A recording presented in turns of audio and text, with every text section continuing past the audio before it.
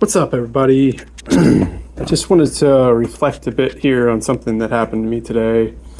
I got a referral for a creative deal from someone, and I called the wholesaler, and gosh, the property, I don't even know what the property was, somewhere in Georgia.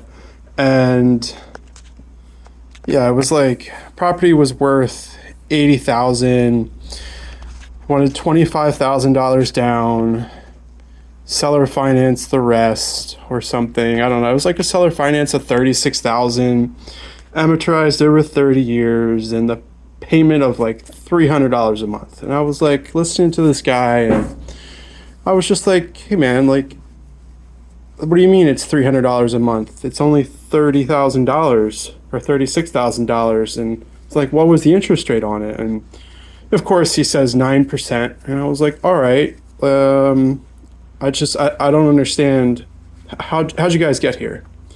And immediately the dude was like real defensive and, oh, what does it matter? I've got buyers for this deal, people that are interested. And I know that that's not true. Well, it could be true, but usually that's not true when somebody says, oh, I got plenty of people lining up to put down $25,000 and pay 9% interest to a seller every month for a property that long-term rentals at $1,000. And I was just trying to understand like how they got to these numbers, and super duper defensive. Oh, all you sub-2 students, you're always trying to tell me how this isn't a deal. And I said, listen, dude, I'm not trying to tell you how it's not a deal.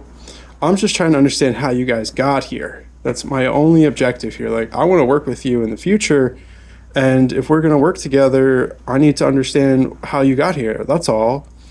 And got super defensive. And, he ended up hanging up on me. I'm never going to do business with you again. And I get it. Everybody's probably going to say like, oh, this, he just didn't want to learn. And, I get that. Like, he's probably super frustrated that everybody's telling him the same thing, and he just wants to make money. And I asked him, of the $25,000, how much is his assignment fee? How much is down to the seller? And he wouldn't tell me. So I understand that the seller or the wholesaler probably doesn't understand what they're doing, and they don't want to learn.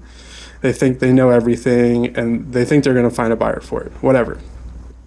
I'm just trying to have some perspective and see how I can react differently to that type of person, and maybe what I could have said differently to them to foster a relationship and foster an environment of learning and education, and try to talk to them in a way that doesn't offend them.